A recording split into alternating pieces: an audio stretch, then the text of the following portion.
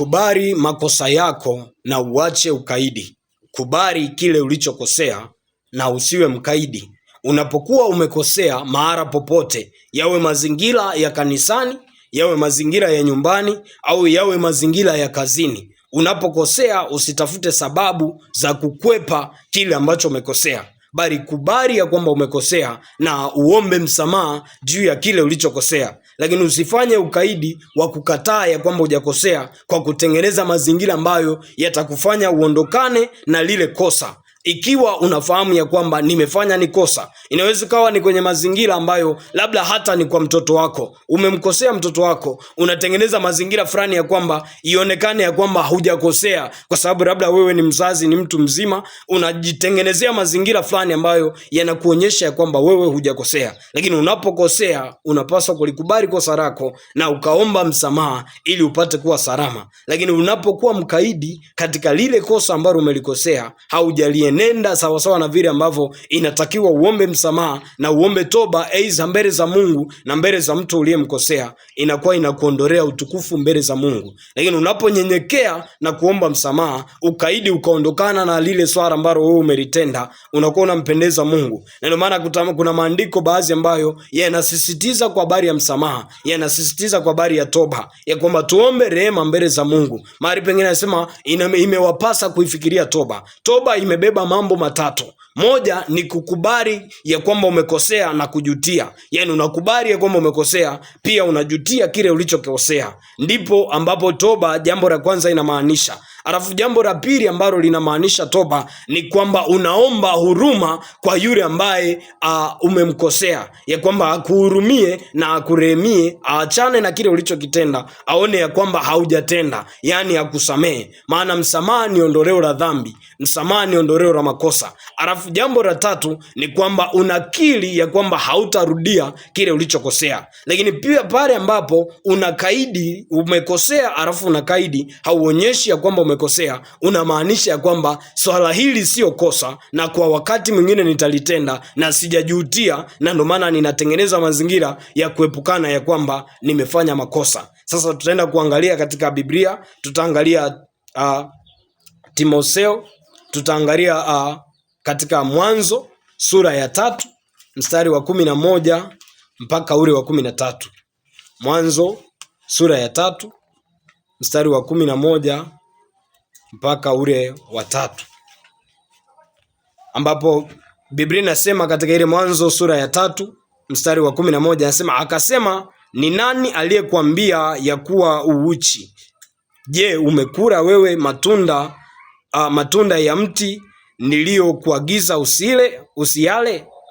Adamu akasema, huyo mwanamke uliyenipa awe pamoja nami ndiye aliyenipa matunda ya mti huo nikala. Sasa hapa Bwana alikuwa anamuuliza Adamu kwa kitendo ambacho alikuwa amekwisha kukifanya, ya kwamba Mungu alimkataza tunda asilitumie la mti wa katikati ikiwa miti yote amekwisha kupewa. Sasa pale ambapo alikuwa amekwisha kukaidi kile ambacho Mungu alikuwa amekisema, alipolitumia lile tunda, sasa Bwana inafika sauti yake juu ya Adamu ya kwamba, je, nani amekwambia ya kwamba uuchi? Maana Adamu alimwambia ya kwamba mimi niko uchi na ndio maana nimejificha. Sasa anaambiwa, nani amekwambia uko uchi? Sikiliza, Adamu anasema ya kwamba Mungu anamuuliza Adamu, anasema umekula tunda lile ambalo nilikukataza ya kwamba usilile. Lakini Adamu badala ya kukiri ya kwamba ndiyo Bwana, nimelila, ninasi rehema mbele zako, Adamu anasema ya kwamba yule mwanamke uliyenipatia ndiye amenifanya mimi nile ili tunda, kiasi kwamba tunapelekea kwamba Mungu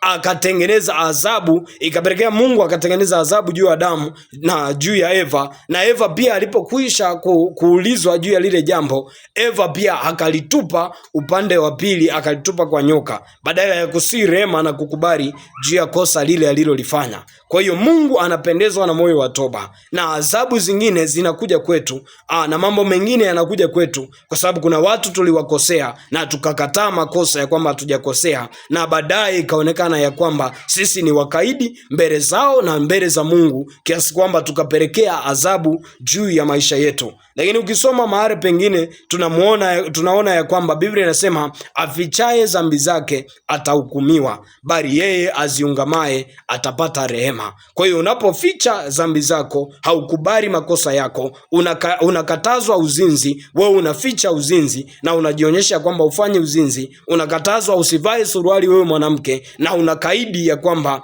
kuvaa suruali aidha sio kosa, kwa kutafuta hata baadhi ya vifungu ambavyo vinaweza vikakutetea wewe ukajionyesha kwamba uko salama, unakuwa unajifanya kujificha katika yale maovu uliyoyafanya, usionekane ya kwamba umefanya kosa, lakini baadaye inapelekea kuonyesha kwamba wewe ni mkaidi, na adhabu ya Mungu inakungoja katika yale ambayo umeyakaidi na umeyakataa ya kwamba ni kosa juu yako. Na tukiangalia pia kwa habari ya Anania na Safira, walikuwa wamefanya kumdanganya Roho Mtakatifu, wakauza mali zao, wakapeleka baadhi ya mali mbele za viongozi ambao walikuwa ni viongozi wao nyakati zile, na wakawa wamezionyesha ya kwamba ndizo walizoziuza katika mali zile ambazo walikuwa nazo. Lakini baadaye kumbe Mungu alishakwisha kumjulisha Petro, anawauliza ya kwamba je, mtawezaje kumdanganya Roho Mtakatifu?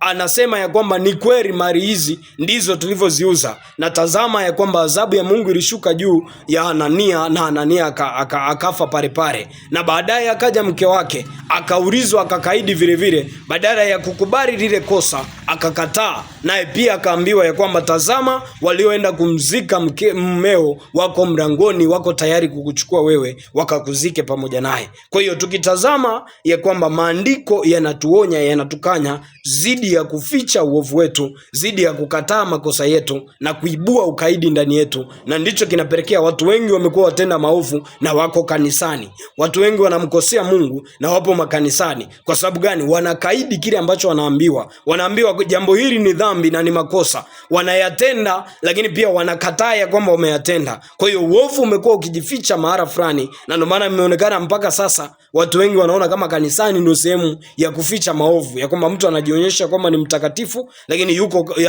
yuko kanisani pia, lakini kumbe kuna baadhi ya mambo yaliyo nje na Mungu anayatenda. Yote ni kwa sababu watu wamekuwa wakaidi na wanakataa makosa yao. Wanatenda makosa, ukiwaambia, ukiwakanya, ukiwaonya, wanakataa makosa yao, wanatengeneza mazingira ya kujikwepa. Wengine wako tayari hata kuua roho ya mtu, kupoteza uhai wa mtu, ili mradi waonekane hawana makosa. Yote ni kwa sababu hawako tayari kukubali makosa yao na wamefanyika kuwa wakaidi. Mungu akusaidie, akutie nguvu, akuongoze, akuwezeshe, na pale unapokanywa, unapoonywa, ushikilie neno la Mungu na ukatae kuwa mkaidi na ukubali makosa yako.